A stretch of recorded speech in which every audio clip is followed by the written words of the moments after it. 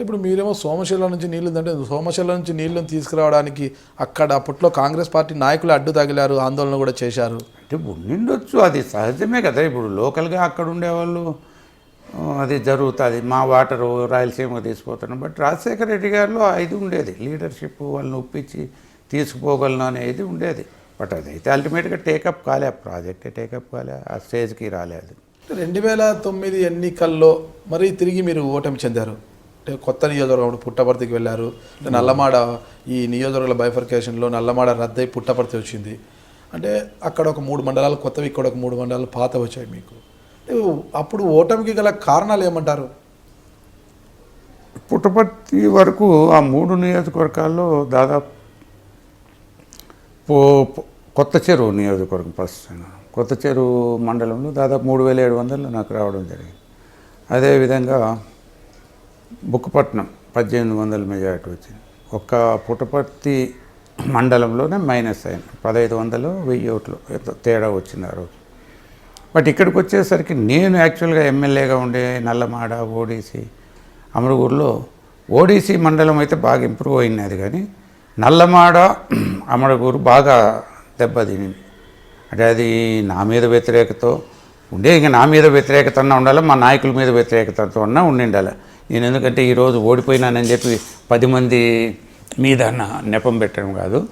ఎందుకంటే ఆ రోజు నేను నీతి నిజాయితీగా పనిచేసిన, ఎక్కడ ఎమ్మెల్యేగా ఉన్నప్పుడు అన్ని రకాల సౌకర్యాలు ప్రజలకు అందుబాటులో ఉండి ఏమేమి వర్క్స్ కావాలన్నా, ఏదైనా బిల్డింగ్స్, హాస్పిటల్స్, మీరు అన్నట్లు పశువుల ఆసుపత్రులు కానివ్వండి, సబ్స్టేషన్స్ కానివ్వండి, బీసీ హాస్టల్స్ కానివ్వండి, ఇట్లాంటివి కొంతమంది రాజశేఖర రెడ్డి గారి ద్వారా కాకపోయినా కలెక్టర్స్ ద్వారా కూడా వాళ్ళతో ఉండే ర్యాపోర్ట్తో నేను తీసుకొని రావడం, 2-3 చోట్ల BC hostels, ZP high schools, buildings ఇట్లాంటివి తీసుకురావడం జరిగింది.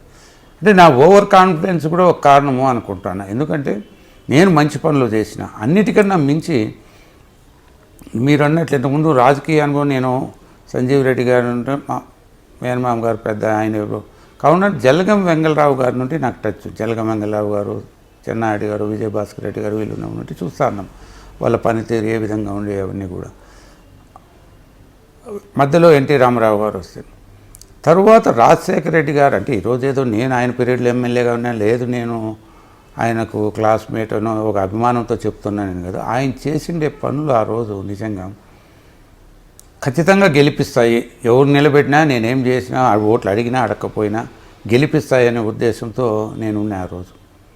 ఎందుకంటే రాజశేఖర రెడ్డి గారు ఆ రోజు చేసిండే పనులు, మేము అపోజిషన్గా లీడర్గా ఉండి నియోజకవర్గాల్లో తిరిగినప్పుడు, అంతకుముందు చంద్రబాబు నాయుడు గారు ఉన్నప్పుడు 94 to 99 ఆ పీరియడ్లో ఒక కార్డు ఇప్పించే పరిస్థితి లేదు, ఒక ఇల్లు ఇప్పిస్తామంటే ఇప్పించే పరిస్థితి ఉండదు, ఒక పెన్షన్ ఇప్పించాలంటే ఇప్పించే పరిస్థితి లేదు. అప్పుడు మీకు తెలుసు, వాళ్ళు జన్మభూమి అని చెప్పి ముస్లిం ఉతక పాపం పోవడము, తిరగడము, రావడము ఏమయ్యేది కాదు. ఒకవేళ వచ్చినా కూడా ఆ 75 రూపాయల కోసం ఎన్నిసార్లు తిరగాలో, ఆ 75 రూపాయలు ఇచ్చేది కూడా పట్టుకొని లోకల్ సెక్రటరీస్ పట్టుకొని 60-65 రూపాయలు 3 నెలలకు 4 నెలలకు తూరి ఇచ్చే పరిస్థితులు ఉన్నాయి ఆ రోజు.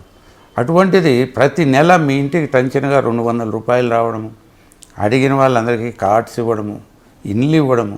మాకే ఆశ్చర్యమవుతుంది, ఏంది ఇండ్లు ఇవ్వడం. రాజశేఖర రెడ్డి కూడా చెప్పిన, రాజశేఖర రెడ్డి ఏంది ఇట్లా చేసి కష్టమవుతుంది అని కూడా లేదు. మనం శాచురేషన్ పాయింట్ అని పెట్టాం, ప్రతి ఒక్కటి కూడా శాచురేషన్ పాయింట్ కావాలి, ప్రతి ఒక్కరికి ఇల్లు రావాలి, ప్రతి ఒక్కరికి పైన.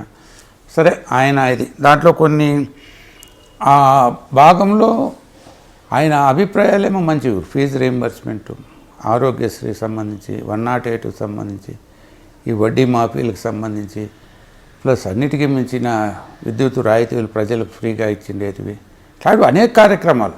ఇంకా ప్రజలకు ఇంతకన్నా ఏ ముఖ్యమంత్రి చేస్తాడు? ఇంతకన్నా మంచి ముఖ్యమంత్రి కావాలా అని ప్రజలు కోరుకుంటే తప్ప ఖచ్చితంగా రాజశేఖర రెడ్డికి పడాలి. బట్ అటువంటి రాజశేఖర రెడ్డిని మర్చిపోయారు. మేము ఇంతగా లోకల్గా ఉండి 24 గంటలు ప్రజల్లో ఉండి పల్లెల్లో తిరుగుతా ఉండే నన్ను కాదనకుండా ఎందుకు వేరే అభ్యర్థిని అనేది కొద్దిగా ఓవర్ కాన్ఫిడెన్స్. తర్వాత నాకు ఆ 3 మండలాలు పూర్తి కొత్త, పుట్టపర్తి, బుక్కపట్నము, ఇవి దానిలోనే కాన్సన్ట్రేట్ చేయడం జరిగింది.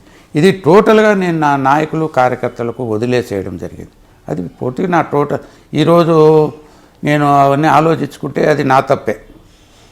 ఎందుకంటే నేను కనీసం ఒక 2-3 రోజులు దీన్ని కాన్సన్ట్రేట్ తిరిగినా కూడా ఆ పరిస్థితి వచ్చిండేది కాదు. రాజశేఖర రెడ్డి సీఎం కాకోకుండా కూడా చాలా మంది అడ్డుకున్నారు రాష్ట్రంలో అంటారు, అది ఎంతవరకు వాస్తవం? నేచురల్గా అది ఉండేది కదా, కాకూడదు అనేది జరిగింది, మొదటి నుండి జరుగుతూనే వచ్చింది. ఆయన 2004 2003లో అప్పుడు ఆయన పాదయాత్ర చేయడంతోనే గవర్నమెంట్ వచ్చింది, అయినా కూడా ఆయన సీఎం కాకోకుండా లాస్ట్ వరకు అడ్డుపడ్డారు అంటారు. ఖచ్చితంగా చాలామంది అడ్డుపడ్డారు కదా. ఆ రోజు మనకే తెలుసు రాజశేఖర రెడ్డి 99లో అంటే సరే అది జరిగింది, అది ఎట్లా రాలే అవకాశం